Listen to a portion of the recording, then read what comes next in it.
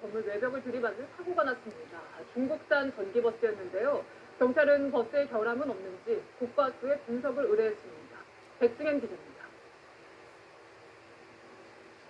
서울 성북구의 내리막길. 제한속도가 시속 30km인 어린이보호구역을 마을버스 한 대가 질주해 내려옵니다. 속도를 주체하지 못한 채 덜컹거리며 달려갑니다. 잠시 뒤 버스는 신호를 기다리던 차량 넉 대를 들이받고 맞은편 건물과 충돌한 뒤에야 멈춰섰습니다. 문이 안 열려서 소방차가 와서 해가지고요. 그래서 다음 중이요. 자리를 들어오셨네요. 어제 낮 12시 반쯤 승객 9명을 태운 마을버스가 사중 추돌 사고로 인해 5명이 다쳤습니다. 사고 당시 충격으로 차량 진입을 막는 쐐기등도 뽑혀나갔습니다. 버스기사는 경찰 조사에서 핸들과 브레이크가 작동하지 않았다고 진술했지만 버스 수입사는 운전 미숙을 주장하고 있습니다. 사고가 난 버스는 지난해 9월과 올해 1월에도 내리막길에서 미끄러지는 사고가 났던 중국산 전기버스와 같은 모델입니다. 국토교통부는 같은 버스에 사고가 잇따르자 조사에 나섰습니다. 국토부는 해당 버스가 국내 판매량이 많고 지난해 사고가 여러 번 난 만큼 우리 안전기준에 적합하게 제조됐는지 조사하는 자기인증 적합조사를 올해 시작했다고 밝혔습니다. 경찰은 이번 사고가 운전자 과실인지 차량 문제인지 따져보기 위해 사고가 난 버스를 국립과학수사연구원에 보낼 계획입니다. 채널A 뉴스 백승현입니다. 딱 1분만 기다려보세요. 전방 쪽이랑 차이가 확실하죠? 아이디니까 이렇게 블록. 서울 상명대 앞 언덕을 올라가던 마을버스가 뒤로 밀리는 사고가 일어났습니다. 중국산 전기차였는데 타고 있던 승객 37명 전원이 다쳤습니다. 중국산 전기버스에서 비슷한 사고가 반복되고 있는 데다가 중국산 전기버스가 저렴한 가격을 내세워서 국내 시장을 잠식하고 있어서 우려가 커지고 있습니다. 전정훈 기자입니다. 마을버스가 언덕길을 힘겹게 오릅니다. 10초쯤 뒤 빠른 속도로 뒤로 미끄러져 내려오더니 주택가 담장을 들이받은 뒤에야 멈춰섭니다. 문이 열리자 버스에서 내린 승객 한 명이 길가에 쓰러집니다. 승객들이 연이어 다리를 절뚝이며 내린 뒤 인근 공터에서 응급처치를 받습니다. 오늘 오전 10시 40분쯤 서울 종로구 상명대 인근 언덕길을 오르던 마을버스가 뒤로 밀리며 다세대 주택을 들이받았습니다. 가만히 있었는데 또 깜짝 소리가 나더라고요. 그냥 문자 떨어진 소리가 이 사고로 버스 승객 37명이 모두 다쳤고 이 중 2명은 중상을 입었습니다. 끝까지 브레이크하고 키 터치를 했는데 불구하고 제가 순간적인 그 몇 초 사이에 밀렸다고 하더라고요. 사고 차량은 중국산 전기버스로 지난해 9월, 올해 1월과 4월에 미끄러진 사고가 났던 버스와 같은 모델입니다. 올해 1분기 새로 등록된 전기버스 중 중국산은 약 200대로 43%에 이릅니다. 경찰은 버스 회사와 기사 등을 상대로 사고 경위를 조사하고 있습니다. TV조선 전정원입니다.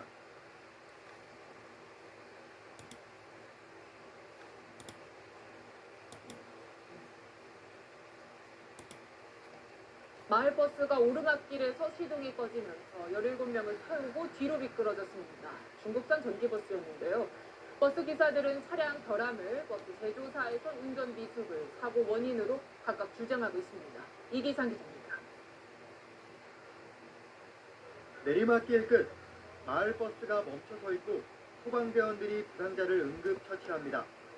버스와 주택 담 사이에 끼어있는 SUV 차량은 앞부분이 심하게 찌그러져 있습니다. 어제 저녁 7시쯤 서울 홍기동에서 발생한 사고입니다. 마을버스는 가파른 언덕을 오르던 중 뒤로 10여 미터를 밀려 내려간 뒤 이곳까지 내려와 주차된 차량과 부딪혔습니다. 버스는 차량 2대와 충돌한 뒤 막다른 곳에서 멈춰섰고 버스에 타고 있던 승객 17명이 다쳤습니다. 갑자기 일찍 왔을 때 버스 갑자기 시동이 꺼지더니 갑자기 뒤로 확 갔다고.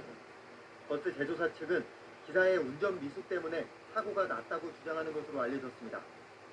하지만 마을버스 운전기사들 주장은 다릅니다. 중국산 전기버스를 쓰는데 평소에도 고장이 잦았다는 겁니다.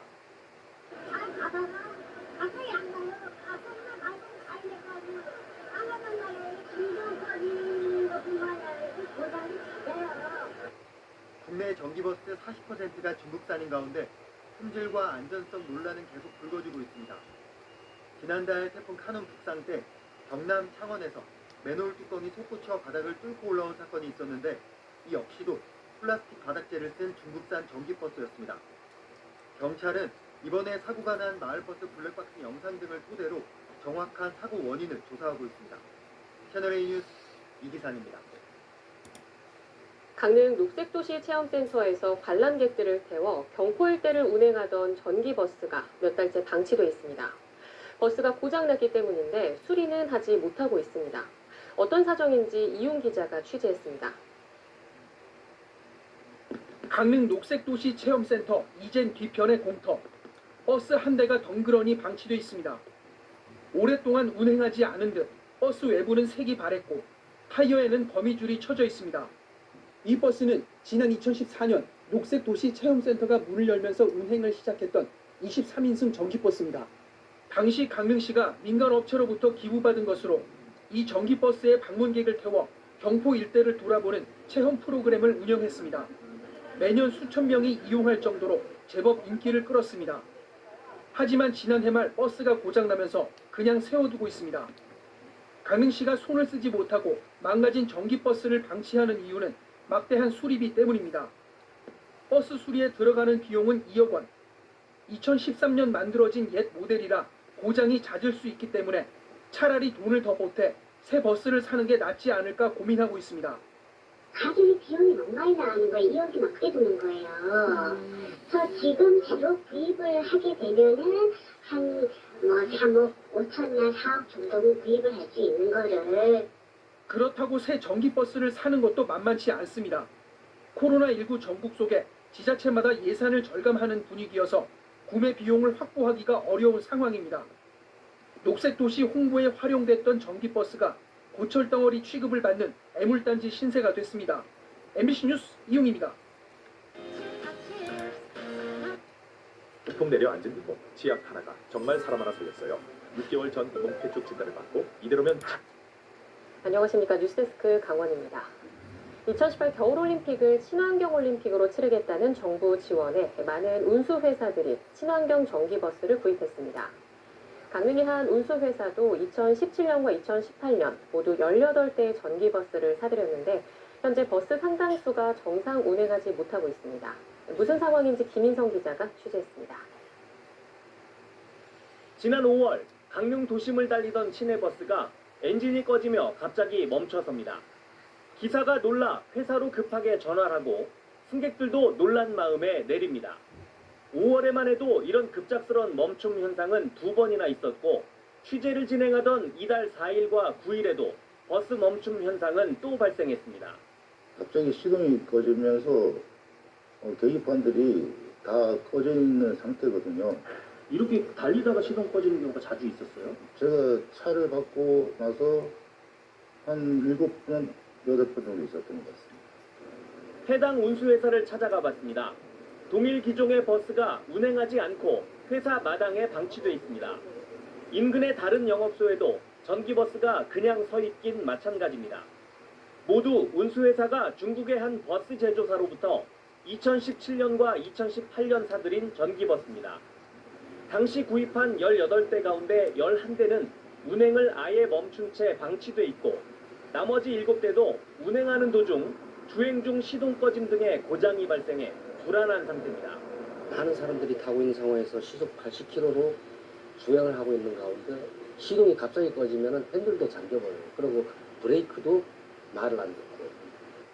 후속 조치도 제때 이루어지지 않고 있습니다. 운수회사가 중국 업체에 수리 요청을 했지만 수리도 부품 수급도 원활하지 않았습니다.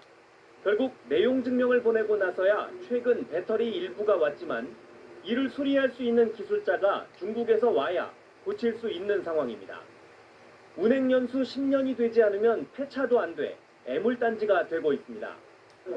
당시 국토교통부의 저상버스, 환경부의 전기자동차 보급 사업을 통해 배당 4억 원 가까이 하는 전기버스를 자부담 6천만 원대에 구매할 수 있었습니다. 그렇다고 다른 중국 제조사에 문제가 있는 건 아닙니다.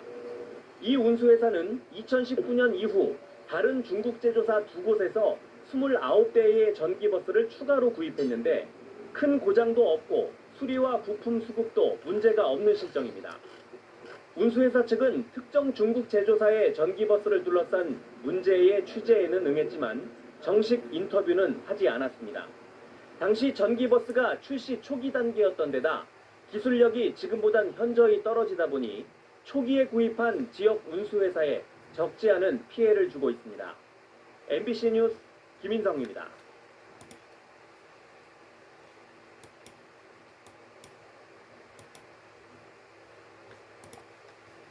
제동장치 이상으로 내리막을 질주하던 마을버스가 화물차를 들이받으면서 화물차가 건물 안으로 들어갔습니다. 물놀이 사고도 잇따랐는데요. 또 이 사건 사고 김종호 기자가 보도합니다. 마을버스가 화물차를 건물로 밀어 넣었습니다.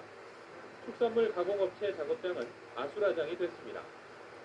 후진하려던 마을버스가 주택가 내리막길을 따라 질주하기 시작한 것은 오후 2시 10분쯤. 기사분이 차요 올라오시더라고. 그래서 조금 있으니까 차가 그냥 내려가 버리는 거예요. 내려가더니 옆에 차 치고 버스 운전자가 내리막길을 더 내려가지 않으려고 운전대를 꺾어 건물 앞 화물차를 들이받았습니다.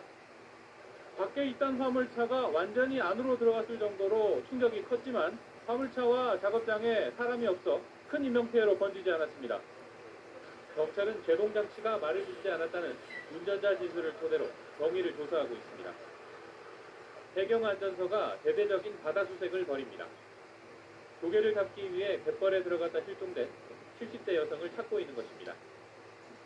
함께 갯벌을 찾은 다른 가족들은 밀물대가 돼 해안으로 나왔지만 이 여성은 어디에서도 보이지 않았다고 말했습니다. 해변에서 제법 떨어진 해상에 12살 남자 어린이가 표류하고 있습니다. 순찰 중이던 인근 해경안전센터 근무자가 바다로 뛰어들어 어린이를 구해 민간 구조선에 무사히 옮깁니다. 휴가철을 맞아 외국과 강, 바다에서는 물놀이 사고가 잇따랐습니다. YTN 김종호입니다.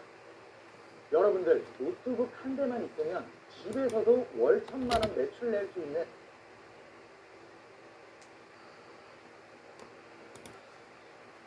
네, 요즘 유난히 마을버스 사고가 많이 일어나고 있습니다. 네, 이 마을버스가 다른 버스보다 사고에 더 취약한 이유 한동호 기자가 설명해 드립니다.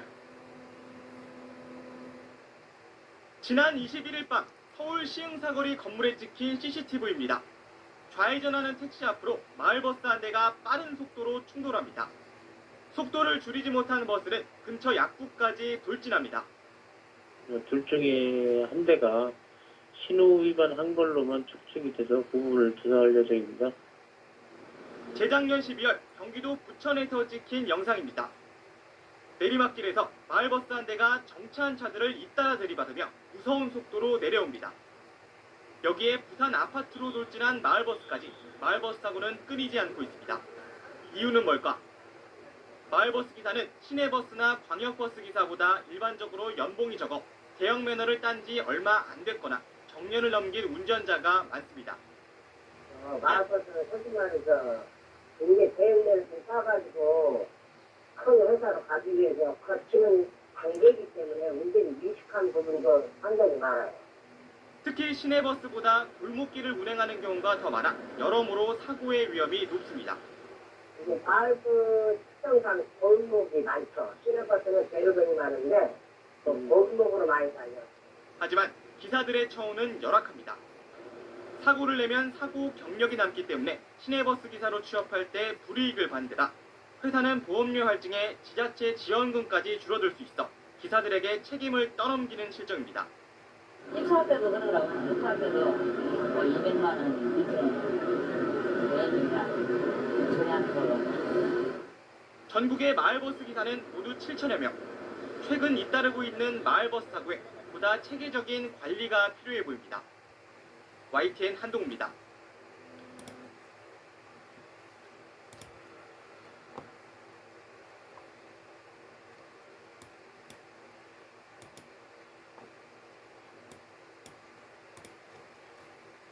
서울 수영동에서 자전거를 타던 초등학생이 마을버스에 치여 숨졌습니다. 경찰은 운전자를 입건하고 자세한 사고 경위를 조사하고 있습니다. 이현정 기자입니다. 도로 한가운데에 마을버스가 멈춰서 있고 출동한 경찰과 소방대원들이 주변을 살펴봅니다. 저녁 7시 15분쯤 서울 시흥동에서 60대 운전기사가 몰던 마을버스가 도로로 나오던 자전거를 들이받았습니다. 자전거를 타고 있던 13살 초등학생이 심정지 상태로 병원으로 옮겨졌지만 끝내 숨졌습니다.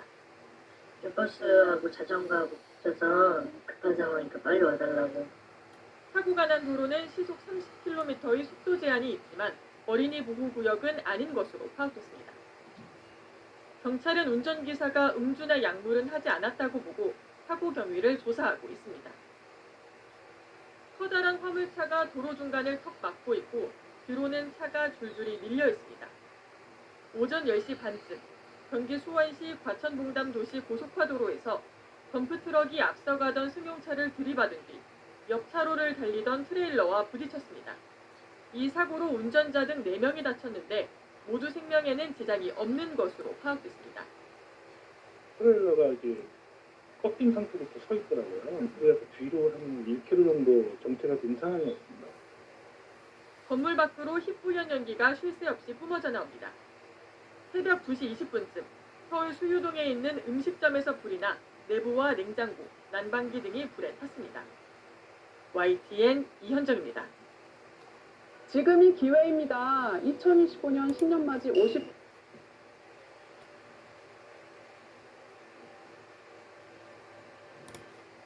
어제 저녁 서울 금천구에서 자전거를 타던 초등학생이 마을버스에 치여 숨졌습니다. 도로에 주차되어 있던 차들 사이에서 자전거가 나오는 순간 사고가 난 걸로 파악됐는데 경찰은 그 버스가 제한 속도를 지켰는지 조사하고 있습니다. 최성훈 기자 취재했습니다. 편도 1차선 도로 위에 마을버스가 멈춰서 있고 뒤에는 소방 차량이 있습니다.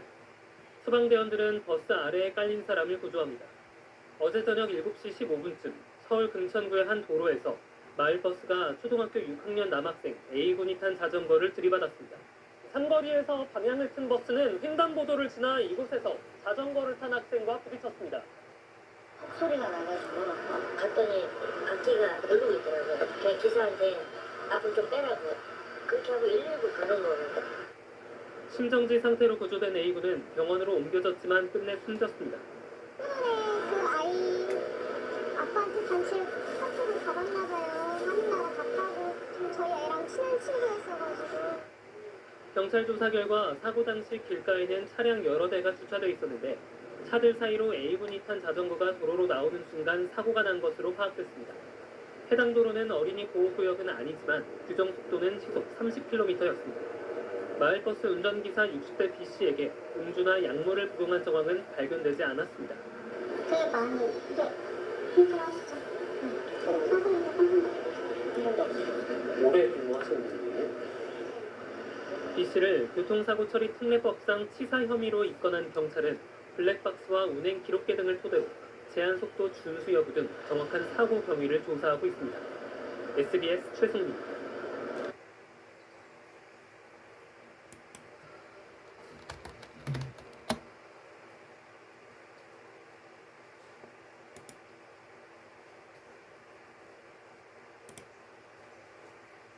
오늘 오후 올림픽대로에서 스키장 셔틀버스가 옆으로 넘어졌습니다.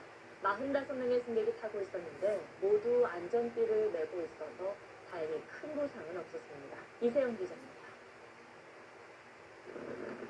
올림픽 대로를 달리던 버스가 앞서 달리던 버스와 부딪히기 직전 오른쪽으로 향하더니 가드레일을 들이받고 그대로 옆으로 쓰러집니다. 승객들 사이에선 비명이 터져 나옵니다. 버스 앞부분과 가드레일은 종이짝처럼 구겨졌고 가까스로 탈출한 승객들이 도로 가장자리에서 구조를 기다립니다. 서울 올림픽대로 탄천 나들목에서 달리던 스키장 셔틀버스가 넘어진 건 오늘 오후 2시 20분쯤. 승객 45명을 태운 셔틀버스는 강원도 스키장을 출발해 서울 사당으로 돌아가던 중이었습니다. 승객 20여 명은 병원으로 옮겨졌는데 대부분 안전벨트를 맨 덕분에 크게 다친 사람은 없었습니다. 우리가 도착하기 전에 이미 다 사람들은 다 밖으로 다 나와 있는 상태였고 경찰은 셔틀버스 2대가 줄지어 달리다 트럭이 끼어들면서 앞선 버스가 갑자기 속도를 줄이자 뒤따르던 버스가 중심을 잃고 가드레일을 들이받은 것으로 보고 있습니다. SBS 이세영입니다.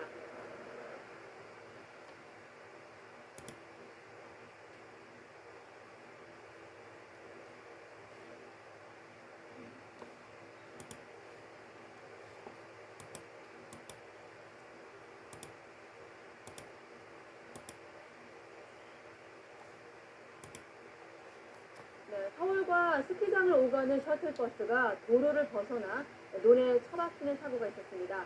크게 다친 사람은 없었지만 30여 명이 타고 있어서 큰일 날 뻔했습니다. 크고 작은 불도 잇따랐습니다. 사건 사고 이선아 기자가 보도합니다. 중위에 멈춰선 버스에서 승객이 들것에 실려 나옵니다. 강원도 홍천을 떠나 서울로 향하던 스키장 셔틀버스가 경기도 양평군 한 도로에서 아래 논으로 미끄러지다 겨우 멈췄습니다. 버스에 타고 있던 30여 명 가운데 76살 전모 씨 등 5명이 다쳤습니다. 경찰은 브레이크가 작동하지 않아 앞차와 충돌을 피하려고 핸들을 꺾었다는 버스기사 말을 바탕으로 사고 원인을 조사하고 있습니다. 상가 건물에서 시커먼 연기가 쉼없이 뿜어져 나옵니다. 서울 문정동에 있는 지하 1층 여성복 매장에서 불이 났습니다. 건물에 있던 5명이 재빨리 대피해 다치지 않았지만 소방서 추산 100만 원의 재산 피해가 났습니다. 경찰은 옷가게 창고에서 불이 시작됐다는 목격자 말을 토대로 화재 원인을 조사하고 있습니다. 비슷한 시각 경기도 양주시 고읍동 섬유업체 창고에서도 불이 났습니다. 인명피해는 없었지만 창고 한 동과 함께 안에 있던 원단 등이 타면서 소방서 추산 9,500만 원의 재산 피해가 났습니다. YTN 이선아입니다.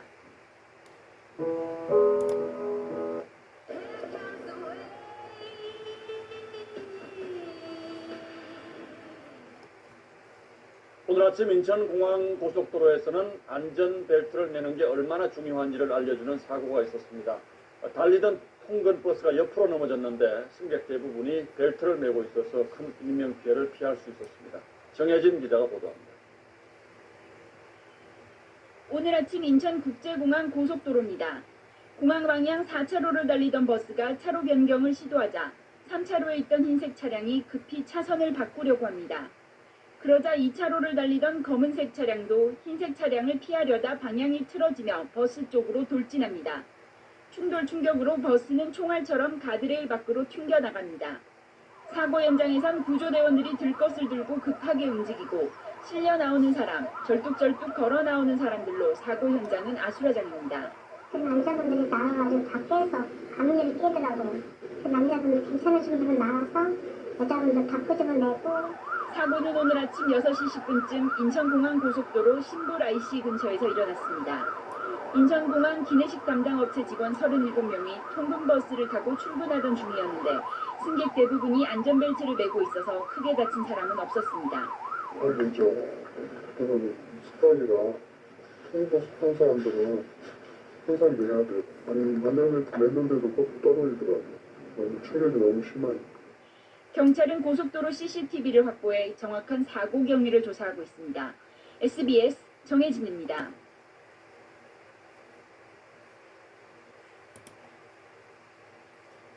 강사의 중부지방에 폭우가 내리면서 사고가 잇따랐습니다.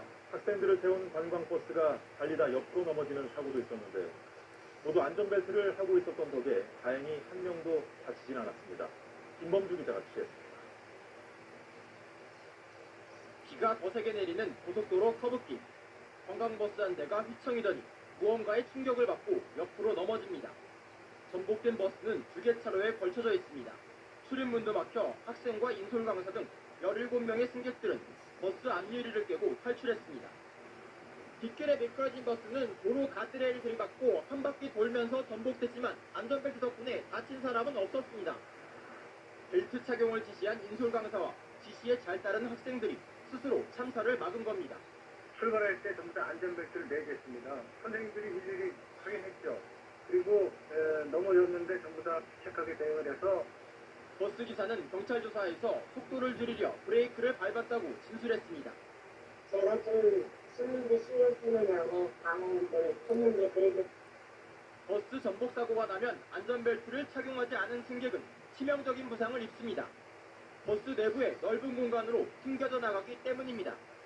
버스 전복 사고에서 안전벨트 미착용자의 부상 가능성은 착용자보다 18배가 높다는 실험 결과도 있습니다. 대형 인명피해로 이어질 뻔한 버스 전복 사고, 안전벨트 착용으로 참사를 막을 수 있었습니다.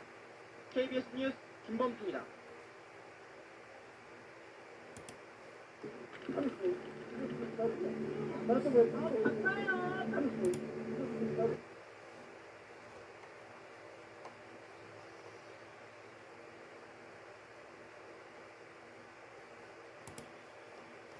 어젯밤 현대제철 당진 공장의 통근 버스가 8m 제방 아래로 추락해 안에 타고 있던 2명이 모두 숨졌습니다.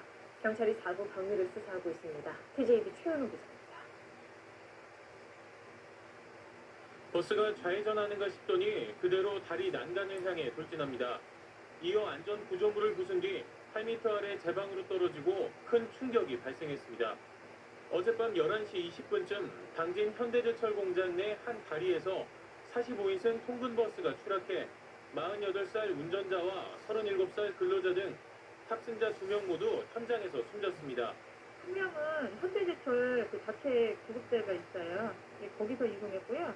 한 분은 저희 구급차로 이송했습니다. 공장 내 A지구 지원센터에서 출발한 버스는 퇴근하는 직원을 태우고 숙소로 향하던 길이었습니다. 버스는 대형 크레인을 동원해 인양됐고 블랙박스도 현장에서 발견됐지만 물에 젖어 확인에 어려움을 겪고 있습니다. 현대제철은 통근버스 운영업체와 대책반을 꾸려 사고 원인 규명과 수습을 진행하고 있습니다. 현재 경찰에서 조사를 진행하고 있는데 사태가 조속히 수습될 수 있도록 저희도 적극적으로 협조해 나가겠습니다. 사고 차량 기사는 해당 구간에서 운행을 계속 맡아온 걸로 전해졌는데 왜 멀쩡한 도로를 놔두고 갑자기 난간으로 돌진했는지 의문입니다. 해경은 차량 결함이나 휴대전화 사용 등 모든 가능성을 열어놓고 사고 경위를 조사하고 있습니다. TJB 최은우입니다. 네, 안녕하십니까. 김현우입니다. 더 많은 뉴스와 라이브 이벤트를 보고 싶으시면 화면 오른쪽을 눌러서 구독해 주시길 바라겠습니다. 또 저희 SBS 앱을 다운로드 하시면 속보 알림도 받아보실 수 있습니다. 항상 저희 SBS 뉴스를 시청해 주셔서 대단히 고맙습니다.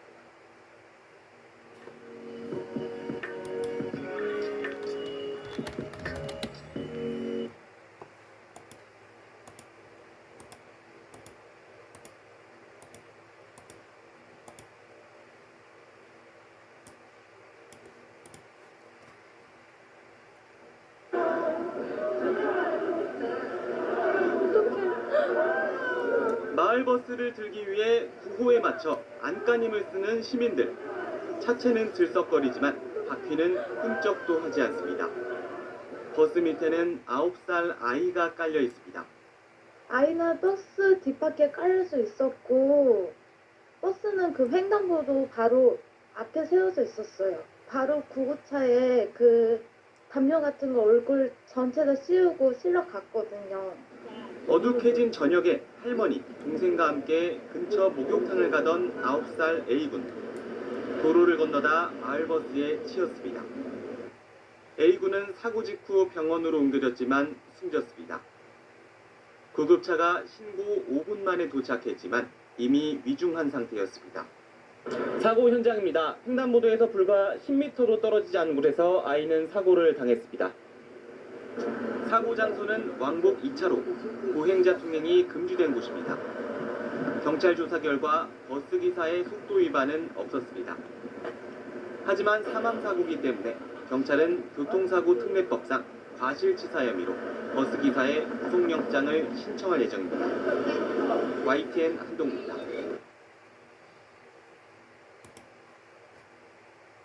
너무 낡아서 퇴출된 버스들을 모아서 도로 연수학원을 차린 마을버스 업체 대표가 경찰에 붙잡혔습니다. 안전장치는 하나도 안 돼 있었고 사고가 나면 수강생이 모두 책임져야 했습니다. 박민경 기자가 보도합니다. 대형 버스 한 대가 차고지에서 조심스럽게 빠져나옵니다. 도로 연수 차량이란 표시가 버스 곳곳에 붙어 있습니다. 그런데 번호판은 노란색 영업용이 아닌 흰색 자가용 번호판. 불법 연수 차량입니다. 마을버스 업체를 운영하는 66살 A씨는 2015년 8월부터 이렇게 무등록 연수 학원을 운영해왔습니다. 즉 차의 나이가 9년을 넘어 법적으로 더 이상 승객을 태울 수 없는 버스를 활용했습니다. 정식 등록 학원처럼 인터넷 홈페이지를 꾸리고 수료증도 만들어주면서 130여 명으로부터 연수 비용 4,500만 원도 받아 챙겼습니다. 연수를 받으면 운수업체에 취업 알선까지 해주겠다고 광고까지 하니 수강생들은 모일 수밖에 없었습니다. 하지만 사고에는 무방비였습니다. 비상시에 당사가 쓸 보조브레이크 등 안전장치는 전혀 없었고 도로 연수 중에 다른 버스와 접촉사고가 날 경우 보험 처리가 되지 않습니다. 사고라든지 다른 문제가 생겼을 경우에 운전자 본인이 모든 책임을 져야 된다는 문제점이 있기 때문에 전문가들은 도로 연수를 받기 전에 정식 등록 학원인지 차량 안전 장비는 제대로 갖춰져 있는지 꼼꼼히 확인하라고 조언했습니다. KBS 정민정입니다. 시내버스 운행 도중 일어나는 교통사고는 이 버스 회사 보험으로 처리하는 게 타당할 겁니다. 그런데 이걸 기사에게 개인적으로 보상해주라고 회사가 떠넘기는 일이 끊이질 않고 있습니다. 이호건 기자가 취재했습니다. 서울에서 15년째 버스 운전을 하는 기사 김모 씨는 요즘 고민이 많습니다. 지난 16일 버스가 만원일 듯 탔던 한 승객이 출입문에 끼어 다쳤는데 회사 보험이 아닌 자비로 치료비를 물어주게 된 겁니다. 일하다가 사고가 나면 회사에서 해주는 건 당연한 거고 그럼 되죠. 어떻게 하루를 가야 되나 잠도 못 자고 스트레스 받고 막. 버스기사 이모 씨도 1년 전 접촉사고가 났는데 역시 회사 보험이 아닌 자비로 상대방 차 수리비 60만 원을 물어줬습니다. 영수증을 회사 갖다 주니까 회사에서는 이게 지게 먹고 이래저래 그 돈 되니까 그냥 지게 안 먹고 그렇게 처리하자고 해서. 서울시는 지난 2015년 9월 버스 회사에 교통사고 비용을 기사에게 전가하지 말라는 공문을 보냈습니다. 하지만 아직도 개선되지 않고 있습니다. 훈련상이 문제죠. 그죠. 그게 왜냐면은 이제 수단사고 같은 게 많으니까 없는 인상 때문에 그런 건 많은데 회사 책임질 문제도 있고. 공식 집계되는 사고 횟수를 줄이려는 의도도 있습니다. 서울시는 매년 말 시내버스 회사 65곳의 경영 실적을 차등 평가해 성과급처럼 총 230억 원을 지급하는데 평가 항목 중 사고 건수와 피해 보상액이 가장 높은 비중을 차지합니다. 차량이 사고가 많이 나게 되면 아무래도 인센티브를 덜 받을 수도 있기 때문에 그 부분에서 또 자부담을 시키는 걸로. 서울시는 기사들에게 사고 처리를 전가하는 실태에 대해 살피겠다고 밝혔습니다. SBS 이호건입니다. 술배 영양제라고 들어보셨나요? 말 그대로 술배를 없애주는 영양...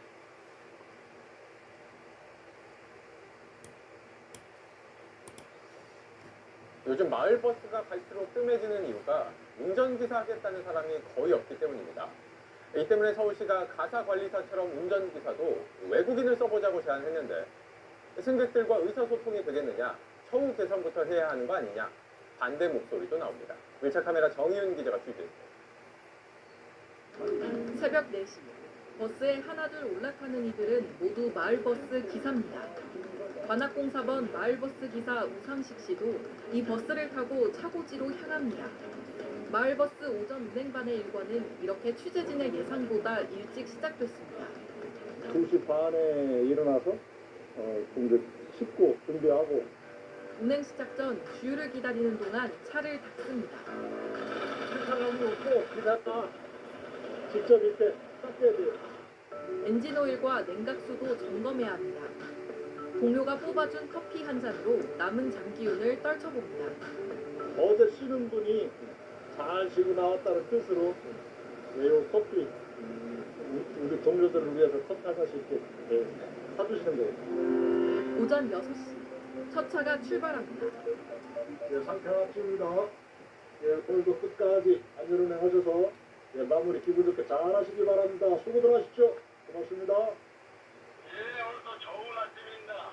오늘도 즐겁고 행복한 하루 되시고 안전운행 하십시오. 바쁜 아침 시간 버스 안은 곧바로 가득 찹니다. 지켜보니 승객들과 빠르게 소통해야 하는 상황이 많았습니다. 캐리어 뒷문으로 타세요. 뒷문으로. 곧이어 들어온 승객의 민원. 카드를 2번 찍었다고요? 동료 기사들과 무전으로 소통하는 일도 잦았습니다. 배차 간격을 맞춰야 하기 때문입니다. 이런 출발 뒤차가 아직 멀었대.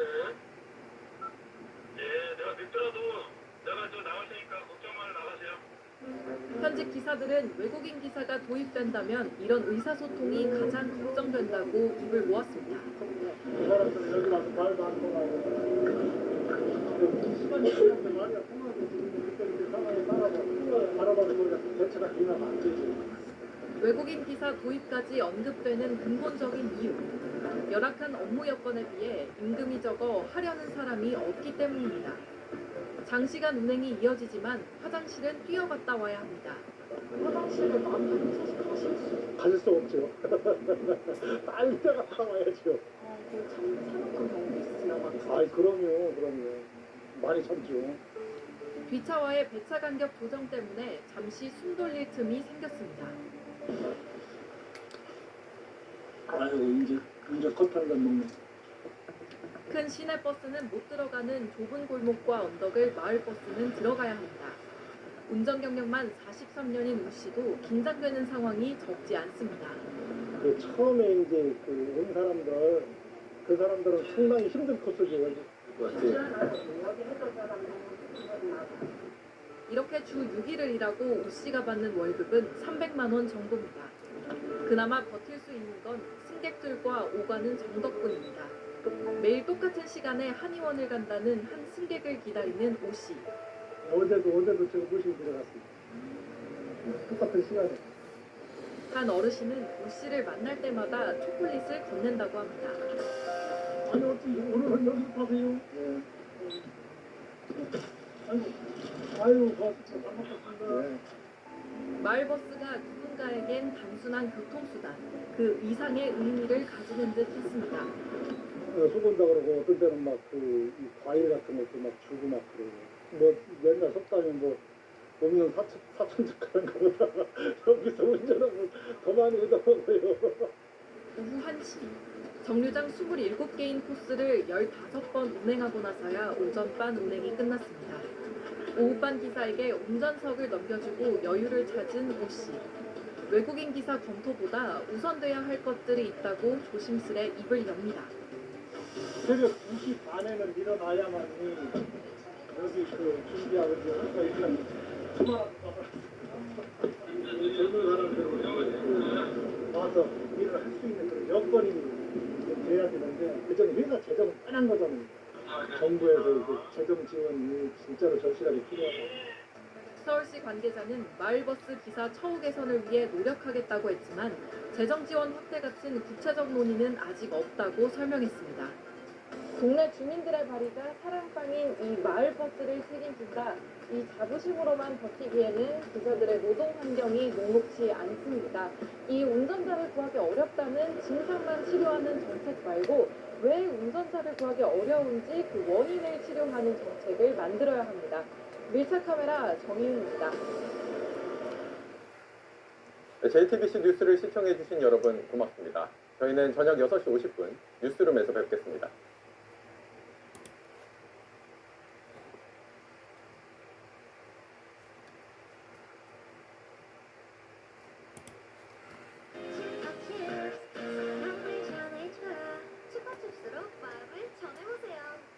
오늘 서울 관악구의 한 급경사길에서 마을버스가 차량을 들이받아 14명이 다쳤습니다. 경찰은 브레이크가 작동하지 않았다는 버스기사 진술 등을 토대로 정확한 사고 원인을 조사하고 있습니다. 최민영 기자의 보도입니다. 서울 관악구의 한 도로, 오토바이와 트럭 등이 신호대기를 위해 차례로 속도를 줄이지만 마을버스는 속도를 줄이지 않고 앞 차량을 그대로 들이받습니다. 버스가 뒤에서 가는데 땡 하고 와갖고 갑자기 박으면서 얘네가 다 연쇄치도식으로 제 뒷차가 거의 반파. 사고가 난 건 오늘 낮 1시쯤. 사고 충격으로 피해 차량이 밀리면서 다른 차량 3대와 오토바이 1대가 잇따라 부딪혔습니다. 이 사고로 마을버스 기사와 승객 등 모두 14명이 경상을 입었습니다. 사고가 난 도로는 급경사가 심한 내리막길에서 다시 오르막 경사가 시작되는 곳, 사고는 오르막이 시작되는 구간에서 발생했습니다. 마을버스 운전자인 70대 버스 기사는 브레이크가 작동하지 않았다고 경찰에 진술했습니다. 경찰은 버스 기사가 회복되는 대로 구체적인 사고 원인을 조사할 예정입니다. KBS 뉴스 최민영입니다.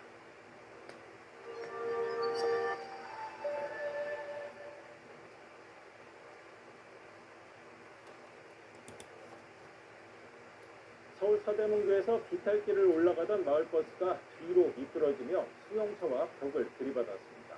7명이 다쳤습니다. 이도영 기자가 보도합니다. 마을버스가 비탈진 골목길을 위태롭게 걸쳐 있습니다.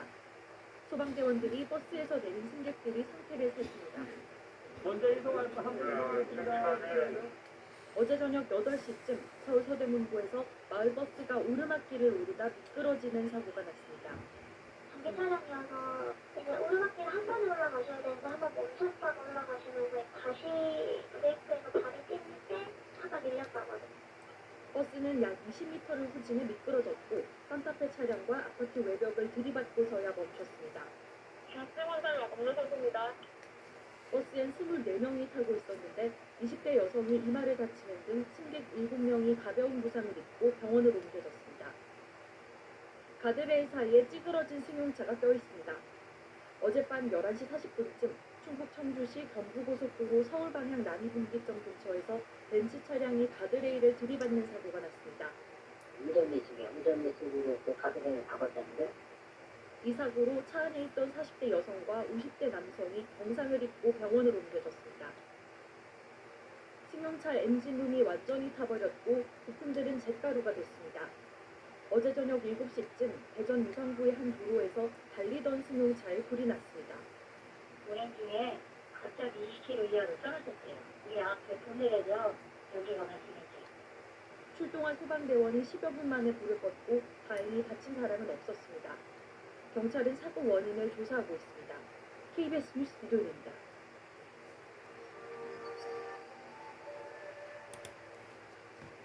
YTN 8585 오늘은 마을버스 기사들이 사고에 벌벌 떠는 현실을 고발합니다. 작은 사고만 내도 기사들이 수리비를 떠안는다고 하는데요. 대부분 마을버스 업체들은 전혀 책임을 지지 않고 있습니다. 한동호 기자가 취재했습니다. 부산의 한 이면도로 좌회전을 하던 마을버스가 뒤따라오면서 같은 방향으로 달리던 승용차와 부딪힙니다.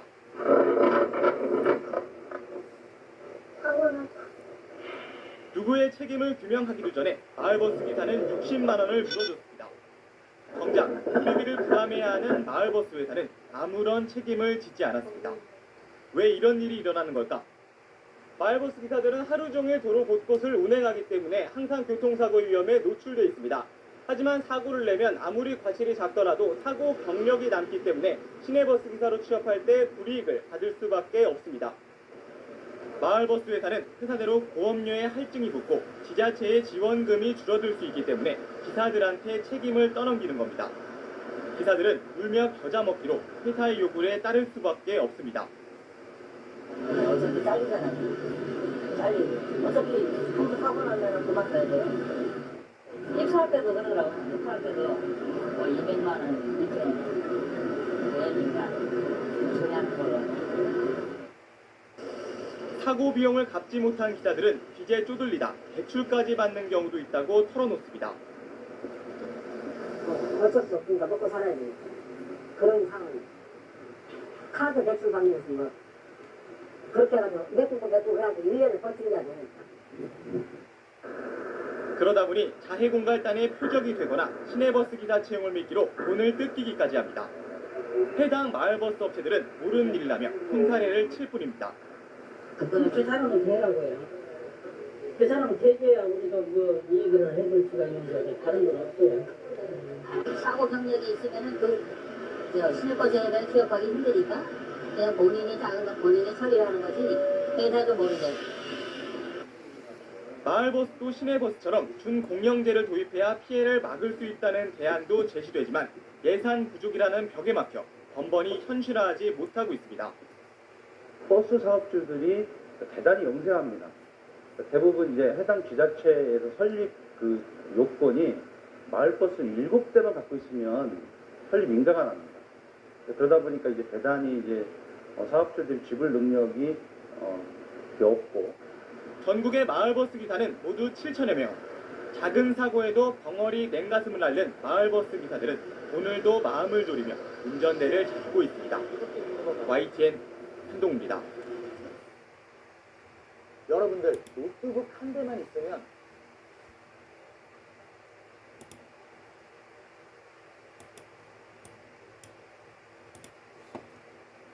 봄이 되면서 산란기를 맞은 까치들이 전봇대에 집을 지으면서 고압선이 폭발하는 정전사고가 잇따라 발생하고 있습니다. 사람이 까치집을 치워도 까치가 똑같은 전봇대에 돌아와 또 집을 짓다 보니 뾰족한 대책은 없는 실정입니다. 조인호 기자입니다. 제주 시내 아파트 앞에 전봇대에서 전기 공사를 하고 있습니다. 고압선에 까치집이 다 폭발하는 바람에 고장난 장비와 전선을 교체하는 공사입니다. 이곳에서 정전사고가 발생해 475가구에 전기 공급이 끊긴 것은 어제 오전 11시 25분. 당시 CCTV를 보니 녹화가 갑자기 끊겼다가 전기가 복구돼 12시 9분으로 바뀌는 장면을 확인할 수 있습니다. 이틀 전인 지난 3일 새벽에도 똑같은 전봇대에서 고압선이 까치집에 닿아 폭발하면서 630가구가 40분 동안 정전됐습니다. 하면서 이 터러지는 음이 나더라고요. 그래서 가서 밤에 잠들었는데 꽝 하니까 혹시나 가스 우리 통이 터진 줄 알고. 사고가 난 전봇대에서 불과 수십 미터 떨어진 아파트 단지 안의 나무에도 까치가 집을 지어 놓았습니다. 정전 사고 당시 불에 탔던 계팩입니다. 지금도 검게 탄 흔적이 남아 있고요. 당시 함께 탔던 나뭇가지도 이렇게 남아 있습니다. 한국전력은 봄철이 되면서 까치들의 산란기가 시작되자 날마다 순찰을 돌면서 전봇대에서 까치집을 철거하고 있습니다.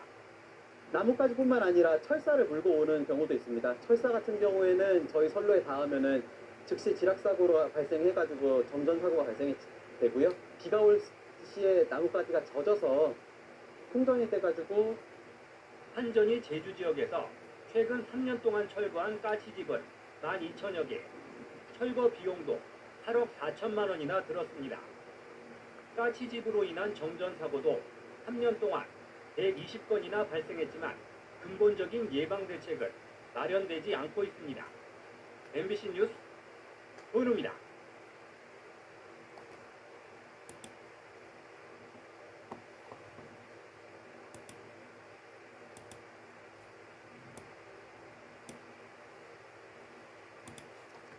울산시의 시내버스 노선 개편에 따른 불편 민원을 해소하기 위한 시민 점검단이 출범했습니다. 다음 주부터 시내 주요 정류장에서 노선 안내를 돕고 불편 사항을 수령합니다. 성기권 기자의 보도입니다. 정류장에 들어서는 이용객마다 노선도를 살피기 바쁩니다. 개편 석 달째지만 새로운 노선과 번호에 어색함이 남아 있습니다. 순환하는 거 있잖아. 뭐 26분이면 나죠. 남구 뭐 22년 그런 건 그건 아직 가까이에서 안 타봤어요.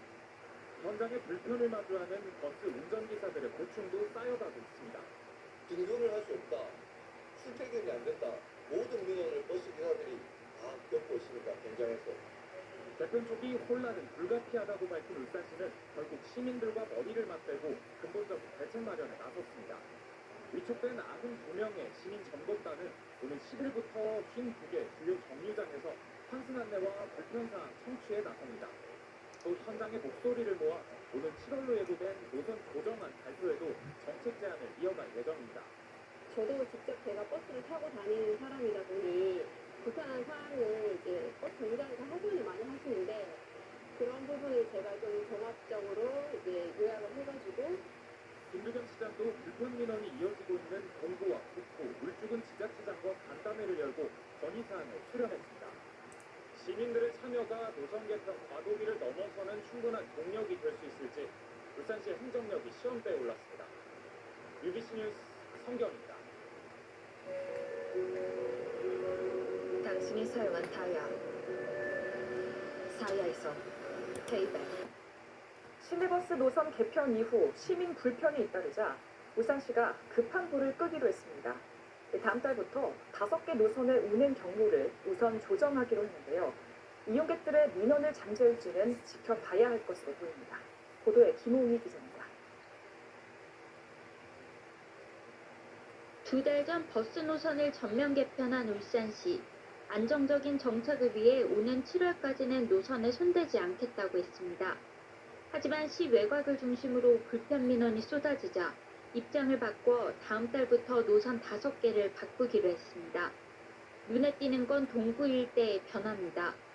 721번 버스는 명촌이었던 차고지 기점을 꽃바위로 바꿉니다. 15대 가운데 5대는 기존 번호 그대로 승객 이용이 많은 동구 봉수로 일대를 운행하고 나머지 10대는 741번으로 번호를 바꿔더라 대왕항공원과 대송시장을 거쳐 봉수로를 운행합니다. 동구 봉수로에서 울산시청으로 가는 버스 노선이 한 개밖에 없어 불편하다는 민원을 반영한 겁니다. 이제 저희 대성동, 화정동에 사시는 어르신들, 노약자들, 아이들 갈 수 있는 버스가 없습니다. 환승할 줄 잘 모릅니다. 북구 지역은 772번 버스의 종점을 대한마을 입구에서 대한마을로 연장하고 노선이 중복되는 북구 10번 버스의 기점을 대한마을에서 대한마을 입구로 줄입니다. 북구 13번 버스는 772번 버스가 지원하던 일부 구간을 떼어갑니다. 신학기를 앞두고 학생 통학을 위한 대책도 나왔습니다. 울주군의 경우 515번 버스가 덕화에 들어선 대규모 아파트 단지를 경유합니다. 동구 01번 버스는 운행 횟수를 늘려 배차 간격을 60분에서 25분으로 줄입니다. 울산시는 개학하는 학생들의 혼란을 막기 위해 교육청 등을 통해 바뀌는 노선과 운행 시간표를 알리기도 했습니다. 또 시민 의견을 모아 한 달 단위로 버스 운행 경로를 조정해 나갈 방침이라고 밝혔습니다. KBS 뉴스 김홍입니다.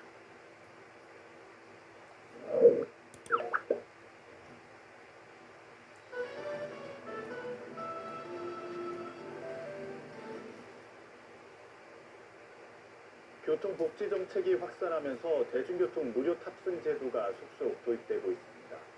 충북에서는 올해 초 진천군과 음성군이 가장 먼저 무료 시내버스 제도를 시행했는데요. 시행 2달째 지역 주민들과 탑승객들의 반응은 어떨까요?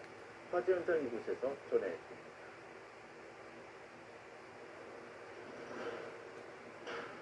진천 종합터미널로 시내 버스들이 잇따라 들어옵니다. 버스에 오르는 승객들은 별도의 요금을 내지 않고 곧바로 자리에 앉습니다. 거주지나 이용 횟수와 관계없이 누구나 무료로 이용할 수 있는 자유이용형 무료 버스입니다. 올해부터 진천군과 음성군이 교통복지정책 확산에 따라 무료 버스 제도를 시행하기 시작했습니다. 진천과 음성군에서 무료로 운행되는 버스는 64대. 두 자치단체의 무료 버스 시행은 업무 협약을 통해 공동으로 추진된 전국 첫 사례이기도 합니다. 이렇게 는다고 생각은 안 했는데 1월 달에 한 20%, 근데 3월 달에 한 30% 되는 것 같아요. 어떻게 더 넣어달라 이런 게 지금 요구가 많아요. 과거보다 어찌 좋아하죠? 승객들이 다 무료니까. 무료 버스 시행 이후 승객도 많이 늘었습니다. 한 3분의 1은 많아졌는데 한승감장도 탄다는 거. 버스에는 요금을 내는 단말기는 물론 현금을 내고 탑승하는 승객들을 위한 요금함까지 모두 사라졌습니다. 무료 버스 시행 2달. 여전히 일부 승객은 무료 시내버스가 어색하기도 합니다.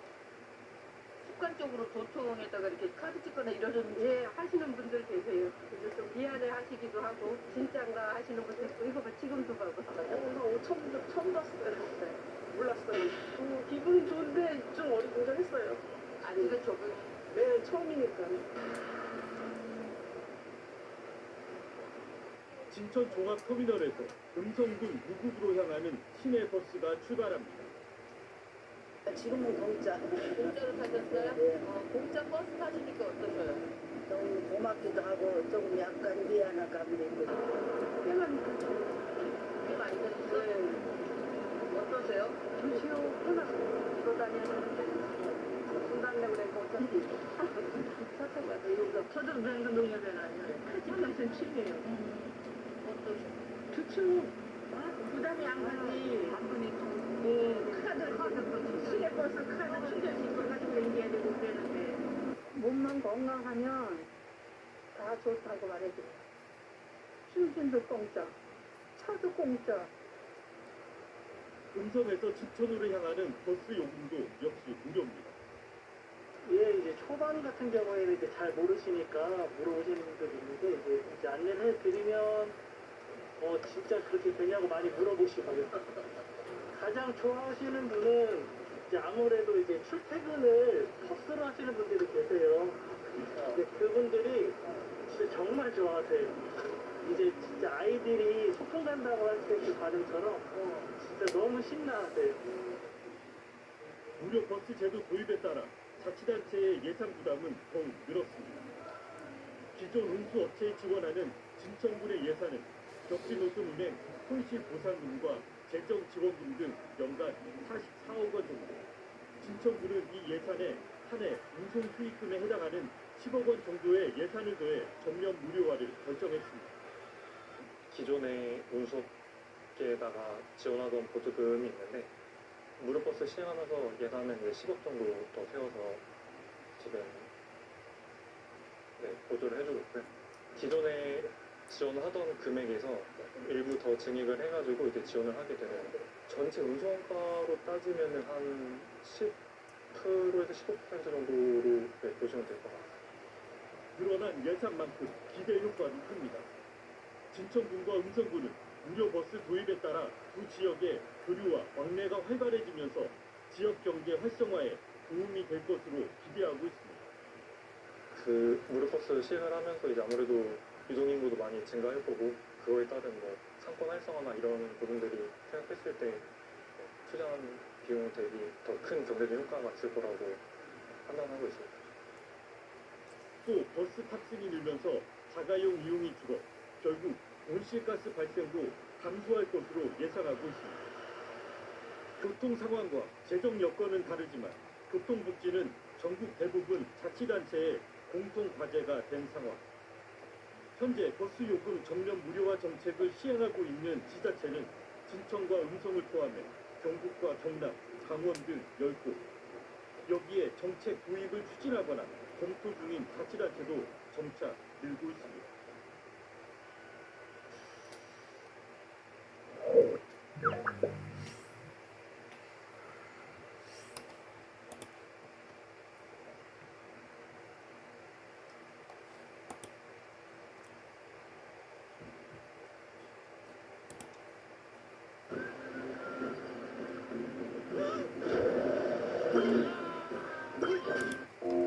(1997년) 광역시 승격 이후 27년 만에 처음으로 이뤄지는 울산 시내버스 노선 전면 개편안이 확정됐습니다. 현재 183개 버스 노선이 180개로 3개 노선이 줄어들고 83개 노선은 기존대로 유지됩니다. 배차 간격 단축과 버스 몰림 운행 해소를 위해 25개 노선은 통합하고 75개 노선은 경로를 변경합니다. 통합된 노선 보완을 위해 22개 노선이 신설되는데 가장 대표적인 것이 태화강의 6개 교량을 경유하는 3개의 순환 노선입니다. 지속적으로 민원이 제기됐던 울주군 범서읍에는 기존 노선을 정리하는 대신 순환 노선을 만들었습니다. 이 노선은 천산 고영리간을 15분 간격으로 왔다 갔다 할 수 있기 때문에 천산 고영리간 이동하신 주민들은 굉장히 편리했습니다. 또 정류소를 최대 절반으로 줄여 시 외곽에서 도심까지 30분 이내 이동이 가능한 직행 좌석 노선이 7개 신설됩니다. 인접 지역의 문화체육시설들을 편리하게 연결하는 세괄 밀착형 노선도 7개 신설됩니다. 출근 시간대 버스 이용 편의를 위해 주거지와 공단 지역 인근 주요 환승 지점과 연결하는 다람쥐 버스 2개 노선도 시범 도입됩니다. 노선 번호 체계도 새롭게 정비됩니다.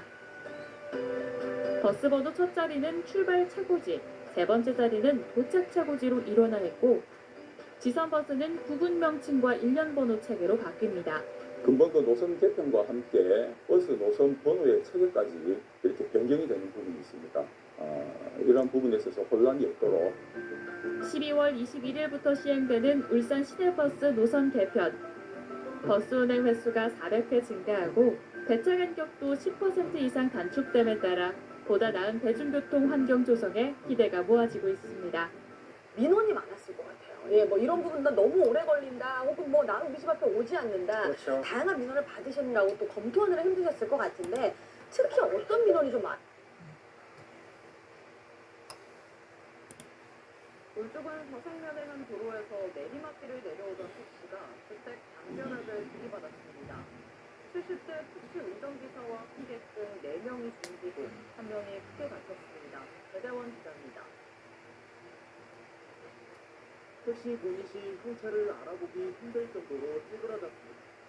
앞유리는 거미줄처럼 금이 났고 차량 내부에 에어백이 터져 있습니다. 도로에는 승객들의 짐들이 여기저기 널려 있습니다. 오늘 오후 1시쯤 울주군 서승면의 한 도로에서 70대가 몰던 택시가 담벼락을 들이받았습니다. 사고 충격으로 차 문이 완전히 박살났고 차량 내부는 아수라장됐습니다. 사고는 내리막길 후 오른쪽으로 꺾이는 지점에서 났습니다. 당시 택시에는 기사와 승객 4명 등 총 5명이 타고 있었고 모두 70대로 확인됐습니다. 이들은 병원으로 이동됐지만 택시기사와 승객 2명 등 4명이 숨졌고 나머지 승객 1명은 부상을 입었습니다. 현장에는 급제동할 때 생기는 스피드 마크가 없었고 안전벨트 착용 여부도 파악되지 않았습니다.